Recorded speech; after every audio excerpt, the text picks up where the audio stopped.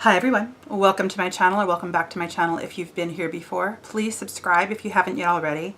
It's the red subscribe button on your screen somewhere, and if you have a Gmail account, you have a YouTube account, so you can click subscribe and you'll be subscribed to my channel, which would make me very happy. And if you like this video, please give it a thumbs up. That would also make me very happy. Today's video is this look, me getting ready, me rambling a little bit about Season 7, Episode 3 of American Horror Story. I think it's called Neighbors from Hell. And the palettes that I'm using, the primary kind of things that I'm using in this look, are my Kat Von D Shade and Light Eye and Face palette. I apologize for the grubbiness of especially the face palette. It is well loved. And also, sorry, but the Metal Matte palette, which I think is a cult classic now, even though it's no longer available. So, would you like to see how I got this look and have a bit of a ramble about Season 7, Episode 3 of American Horror Story? Please keep watching. All right, I am moisturized and I used my Urban Decay All Nighter Setting Spray. I'm gonna go in with my NARS Pro Prime Smudge Proof Eye Primer. So, I think this episode left us with more questions than answers. I guess we're getting some answers about some things. Like, we now know that certainly Meadow and Harrison, I guess, can you ever really know anything with certainty? Who can really say? But I think that we know that Meadow and Harrison are in the cult, officially. Unless they're like double agents or something. I'm gonna bring you in a little bit as I work on my eyes. All right, Shade and Light Eye. And I'm going in with Ludwin on a flat Real Techniques brush. So yeah, pretty much confirmed that Meadow and Harrison are in the cult. Pretty much confirmed that the cop is involved somehow. It does always seem like, are there no other police officers? He's the only one that ever shows up. I don't know that the police department is involved, but it definitely feels like he's involved, specifically because he's the only cop showing up anywhere, and because of his involvement with Harrison, who we actually now know, I think, is in the cult. Okay, and then I'm going to go in with Lazarus with a big Sigma E40. So one of the things that I noticed, the podcast that I normally listen to is not up yet, and I haven't seen anything online about this, but I just noticed this. So, the thing that I noticed was the way that Allie's name is spelled. In fact, now that I've been thinking about it, it's harder for me to even say her name as Allie. I keep wanting to say ally, like a friend or a cohort or a comrade or someone who you have an agreement with, an alliance with. I've known a lot of people named Allie over my lifetime, and it's always been, now I'll go in with Liberatus, and I'll go in with a smaller brush. This is a Sigma F43. So, yeah, so ally. It seems like everything is being, the world is now against ally. And it begs the question, why? Real Techniques Deluxe Crease Brush for some blending. Same brush, and I'm going to go in now with Lucius. It's a little bit browner. Actually a lot browner and warmer. So, if the world is turning against Allie, feels like we are supposed to be identifying with her, like we're her ally. Certainly we all, not all, but a lot of people come from different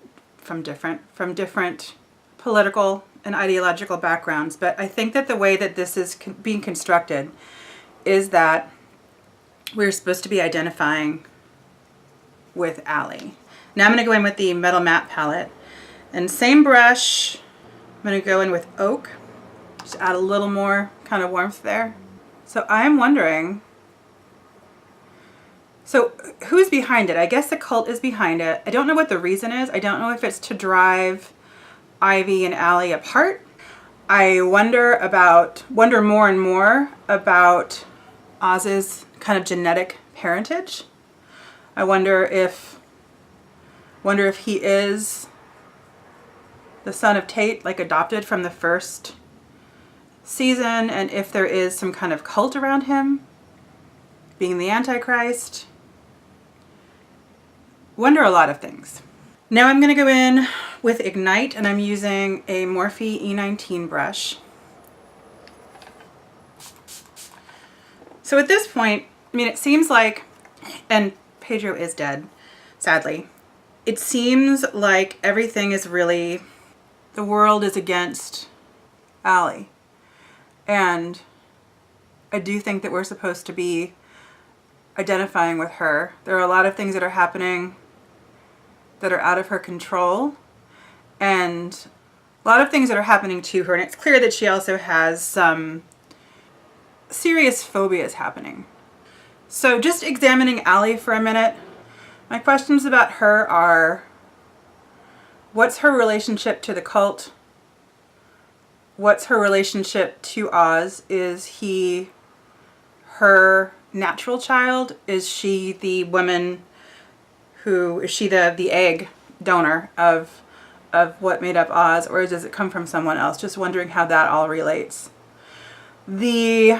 All of the things that are happening to her, I mean, she did kill Pedro, but it definitely seems like that was constructed. It wasn't something that she did out of malice.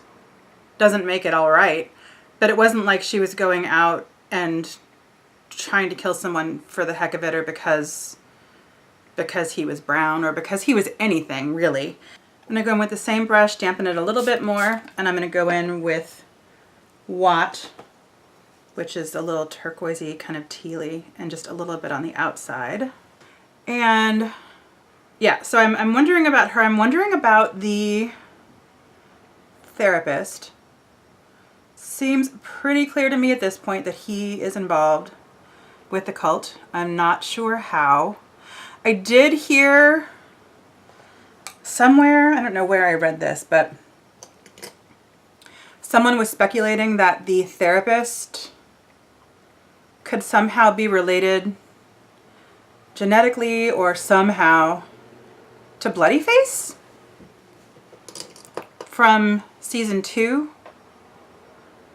And thinking about kind of the ages, would have had to be another son that actually Bloodyface had, because just thinking about the ages, I think he would have been I think he'd be too young to be the child of the final Bloodyface. Now I'm going to go in with the same brush, not going to dampen it anymore, but I'm going to go in with Nebula just on the very, very outside. So it is clear to me that the therapist is involved, specifically because of the fact that the people in the beginning, this is my tiny itty bitty MAC brush that I don't even know what it is anymore, and I'll go in with tinsel on the inside corner. So we open with the woman who's afraid of the coffin and her childhood trauma, kind of being, her dad was abusive and he locked her in a cabinet, and her father just died, and the coffin and all of those things. So those are details that really only milk blur stick on my face before I put on my eyeliner, just to let it sit for a little bit. The therapist is the only one who knows about that, right? So he has to be involved. And we just don't know how yet, but it seems clear to me that he has to be involved. Tattoo liner and Trooper. Oh, also, when Ally is on the phone with her therapist, when she is going to go to the crowd scene to try to tell everyone that she's one of them and that she's the least racist person that she knows, all of those things. When she's on the phone with him and we see him, he has these little buttons. They're smiley face buttons. And at first it made me think about being in the hospital. It's strange that when I saw it, that the first thing that I thought of was being in the hospital and not of, oh, another clue that he's a part of the cult. What it made me think of was when you're in the hospital, I've seen 2 different systems. One system is on a scale of 1 to 10, like how do you feel, how bad's your pain? And the other, and I've seen this both because my appendix ruptured a few years ago. That was a lot of pain. And I feel like, although I was on a lot of morphine and OxyContin at the time, that I feel like I had both on my wall. I feel like I had the, like, point to which smiley face you feel like a grimace for, like a terrible grimace for you're dying, and a really smiley face for why am I still here, let me go home. And so, and I didn't go to a therapist as a child. I don't have any kids, therefore I don't have any kids to go to therapy. So I don't know if that is something that psychiatrists or psychologists would use to assess the emotions of a child. But that was the first thing I thought of. But obviously now, Hourglass, Vanish Foundation, and Ivory, now that I have had a little more time to think about it, it seems like even if that is a tool that therapists use, that it would, I forgot my nose, that for us, the fact that they're there should suggest that he's a part of the cult. So that's interesting. There were a lot of things this episode about Kai. Not a lot, but he was in it several times, and it's really interesting when I think about my understanding of what cults are and how they function and how they bring people in, how they really kind of get people. It always seems like people succumb to cults when they are feeling vulnerable, when they're feeling, I'm going to use the Kat Von D Lock-It Concealer in L9 Neutral. And this is the little baby set that comes from Sephora. And so he's showing up at times when Allie, again I want to say Ally, when Allie is feeling vulnerable. So especially I'm thinking of him showing up at her car and telling her to have a nice day, and how he makes the crowd disperse. I'm really confused about that. So the people who were at that protest seem to me to be people who were protesting. They didn't seem to be, I think the implication with his control is that maybe these are people in the cult. Kat Von D Lock-It powder in translucent. And I'll go in with my fancy Hakahoru brush from my husband just to set my under eyes. I'm going to set my face with something else. But yeah, I'm really confused about what we're supposed to be interpreting about the crowd. Because I think that the implication is that the crowd protesting Pedro's murder is there because Kai put them there. Which doesn't make any sense because they do seem like, but I guess anybody can be in a cult, right? It's a cult of fear. And I mean, if it's a cult based on fear, I can imagine a lot of people in the immigrant community feeling afraid. So maybe they would be people who would be inclined to join a cult that was really manifesting itself and just working around people's fear. A lot of fear there. So yeah, I think the reason why I'm kind of rambling a little bit is because there aren't a lot of things that we know yet. So yeah, I'm kind of all over the place. Blush, I'm going to use Bourjois, the baked blush in Rose Jasper. Not sure if Meadow is dead. I kind of expect that she won't be. I kind of expect that it is a Gone Girl kind of a thing. Shade and Light palette. Gonna go in with, I don't even know what it's called anymore. It's the powder in the middle. I can't even see what it's called anymore. I apologize for how grungy this palette is, but I've been using it for a while. It's been much, much loved. So I don't think Meadow's dead. You can have a lot of blood on the walls and have somebody not be dead, and it might not be human blood anyway. Allie and Ivy I think need to get better handle on their kid around. I'm not a parent. I sound terrible to be judging like that, but I think that it's not too far of a jump for me to say that when you're around murder scenes or when you're around scenes where someone is missing and there is a lot of blood, maybe you should keep your kid, like hold your kid, maybe? I don't know. I am sorry. I know that a lot of people obviously have kids. I cannot speak to what it is to be a parent at all. Just speaking for myself. I'm pretty sure that if I was living across a house where there'd been like a murder-suicide when you really know that it's a homicide, and there are police cars and ambulances outside, I don't know, that you might... I like this mascara. This is the new Voluminous L'Oreal Lash Paradise. Yeah. So unless Oz is the Antichrist, which that remains to be seen, or unless he is somehow like the spawn of this cult and that's just how he's going to be raised and fear is different for him. I'm hoping somebody's putting away a giant therapy fund for him because, wow. Oh, and then the video. My God. So I've been cheated on. A lot of people have been cheated on.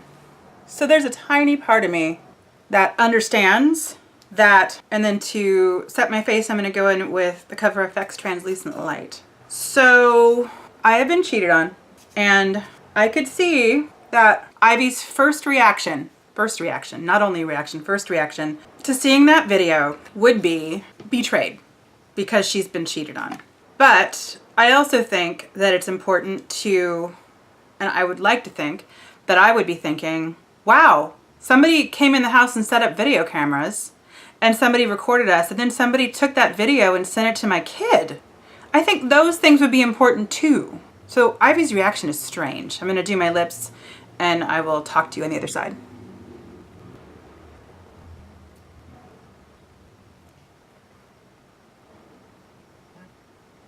All right, and that was Outlaw, Kat Von D Everlasting Lip Pencil and Outlaw. And the lipstick is the Everlasting Liquid Lipstick in Nosferatu. This came in my nylon box, and I'm really liking this. I do tend to be more of a blue-red, traditional red girl, but this is nice. I'm gonna spray myself with my Urban Decay and just talk a little bit more while it dries down.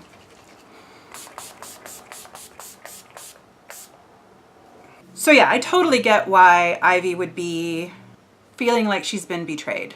But I also think that it's important for her to be aware that her house has been broken into, cameras have been put there. It might have been Ivy that, not Ivy, but I don't think it was Ivy. But I was thinking that it might have been Winter who did it. That's most likely.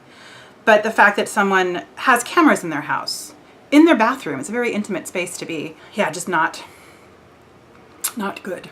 So the questions that I'm left with are, how's everybody connected?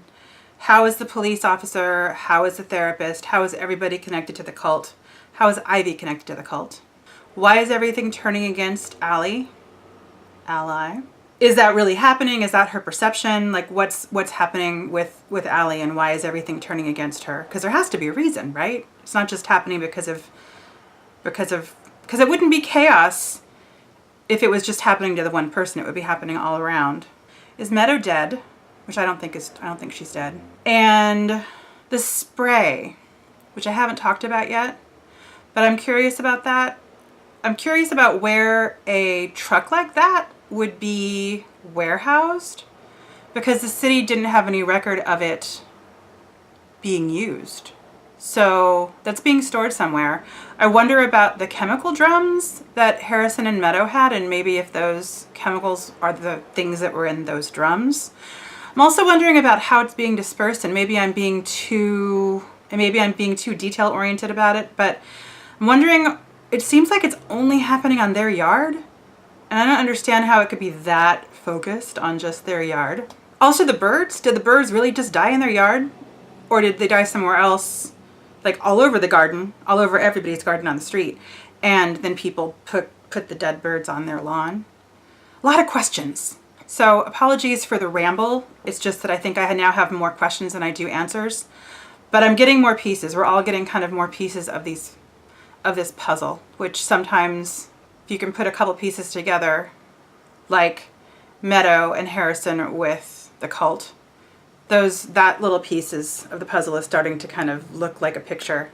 But there are still a lot of other pieces of the puzzle, and now we're getting kind of more fragmented pieces that we need to make sense of.